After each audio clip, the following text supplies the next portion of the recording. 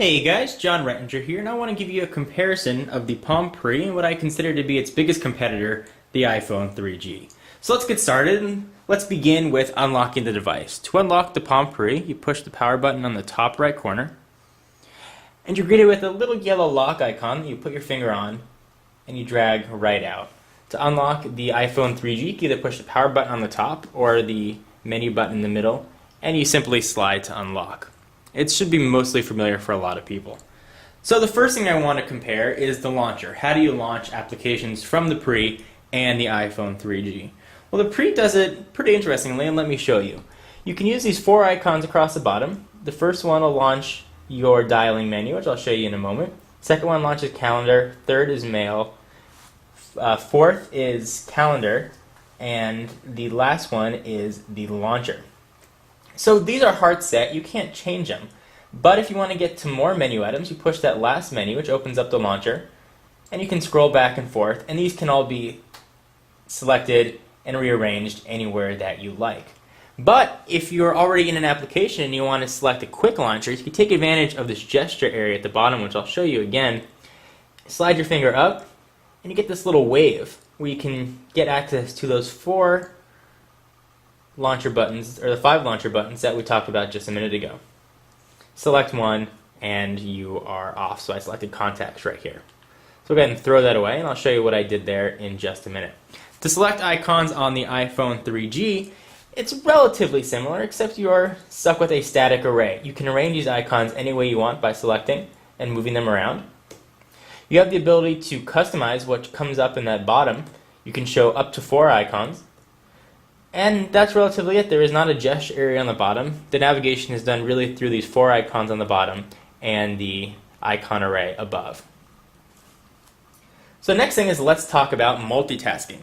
And multitasking on the iPhone is relatively non-existent.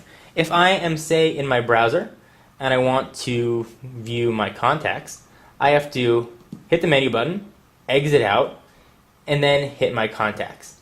And I can go ahead and scroll through. If, for instance, let's say I'm in the browser on the Pre, and I'm looking at a website, and I suddenly want to view a contact, you can do it one of two ways. You can pull up that launcher, go to Contacts, and you can view your contacts. I don't have any in here quite yet. Or, let's go back. Let's get rid of that. And let's say I'm in my browser again, and I want to open up contacts. I can push this menu button in the middle, and that opens up what's called the card view, and this is how it handles multitasking. I can go ahead and open contacts, and it opens the contacts menu up. Now what I just showed you is what Palm is calling cards, and it's the way they handle multitasking, and actually is very impressive. So let me show you again what that is. You hit the menu button, and you get this card array, and you can open up really, Palm says 12 is the max they can handle, but I've actually gone a little bit further. So let's open calendar. We'll hit done, asking if I want to import a calendar from Google, Facebook, or Exchange. And now I've got calendars open. Let's say I want to open up email. I haven't set up any email accounts on here yet. But here I am in email, and I can flip right back nice and easy between all these cards, and the cards can be rearranged. If you select them, you can move them anywhere that you like. And when you want to get rid of one, go back to card view, and you swipe it off the screen, and that actually closes the application. It's very elegant. You have a little animation noise, and I know this sounds silly, but it is kind of fun to do.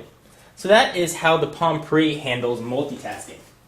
The next thing I want to show you is scrolling. Both phones boast multi-touch, which means you can use two fingers to manipulate the screen, image, or otherwise. So let me show you what scrolling looks like on here. And I will do that using the browser. So I'll launch the browser again. We'll just pick a random website. We'll go to Palm's website.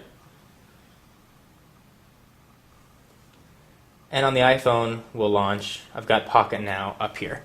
So scrolling is very smooth, and it's flick scrolling.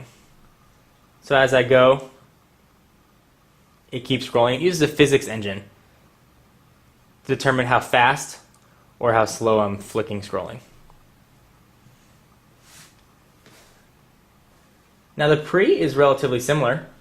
This page is optimized for this particular screen size, but you can see scrolling is very smooth, and it uses a very similar physics engine to see when I get to the top and bottom. If I'm just going slowly, it bounces slowly. If I go fast, it goes fast as well.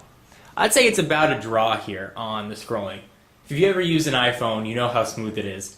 And take my word for it, it is just as smooth as the Palm Pre, and equally as impressive actually. So next thing I want to talk about is keyboards. And before I get into keyboards, let me preface this by saying I am running beta software 3.0 on the iPhone. So I do have a landscape keyboard, which I will show you what that looks like and also show you the portrait keyboard to get a really fair comparison. So let's go into messaging. We'll close out of that. And go to your messaging application, hit the launcher, and you hit messaging. I want to create a new text. Enter message here.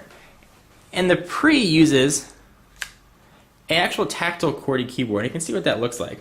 It is a sort of cramped keyboard. It's got a sticky feel to it. There's a decent amount of push on the keyboard, so you do know you're pushing a button. And the buttons are relatively small, and there's not that much depth to them, if you can see. So I'm going to type a sample message here using the full QWERTY keyboard. I'll type, "Hi, my name is John." And I should say that the Pre just came out today, so I'm in no way used to the keyboard. So take this as a relatively good comparison of how you'll do when you first get your Pre. And I have pretty normal to big size hands. So I will type that out here.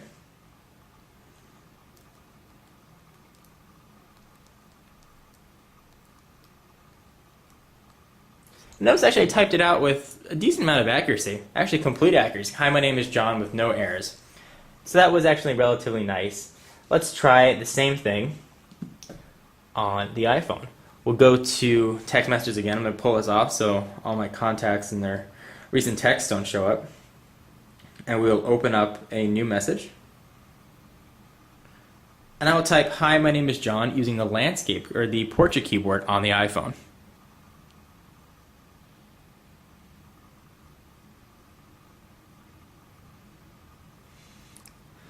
So actually I had a couple errors in there. I even went through and corrected one. It was, "Hi, my name is John." You can see that this does have autocorrect.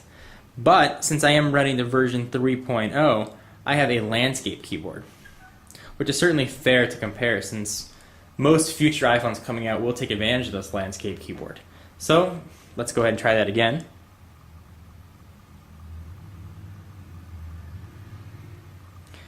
And you can see I typed that with much more accuracy and completely correct as well. Landscape is certainly much easier to type with. The final verdict is the Pre's keyboard is a little bit cramped, but you certainly get used to it very quickly, as you can see right here typing a simple sentence. I can see myself over the coming days and weeks really enjoying the keyboard on the Pre. I do like having a physical keyboard over a non-physical on-screen keyboard like the iPhone. So I think if you have to compare keyboards, the Pre definitely wins for having a full QWERTY board. So the next thing I want to show you is screen rotation. Both devices have a built-in accelerometer. So we will use the web browser for that. We'll go back, swipe that away, go to launcher, open up the web browser. Probably should have just kept it open. So we will launch ESPN. See if it pulls up a mobile version of ESPN, which it will. I'll close this up. So let's check screen rotation. You can see it's actually very quick.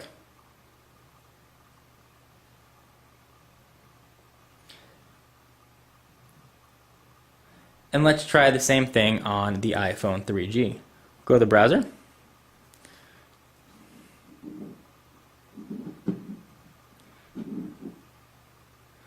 You can see that is pretty quick, but not as fast as the Pre. Let's try them both together. And get my hands around the camera.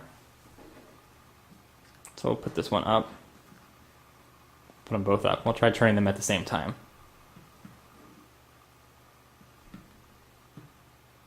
You can see the Pre definitely goes a little bit faster. Now this should also be prefaced with the Pre is brand new hardware and the iPhone 3G has been out for almost a year. So you would expect the Pre to be a little bit faster in that regard. So the next thing that I want to show you is the browser. And I did a full video detailing the browser differences and speeds, but I do want to give you just a little bit of an overview of the browser while this is open. This does take advantage of multi-touch, although this page, since it's optimized for mobile, does not have the animations and pictures that you'll see on other sites. But you can see that I can pinch and zoom using 2 fingers, which is very nice. And I can also zoom in or zoom out using a double tap method. And of course, the iPhone 3G was really one of the first mobile devices to bring multi-touch to the masses. And of course, does it extremely well. And I would probably call this a draw. The Palm implements multi-touch as well as Apple, which is extremely impressive.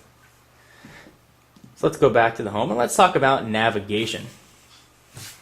Navigation is relatively similar on each. They both use capacitive touchscreens and it relies mostly on your finger.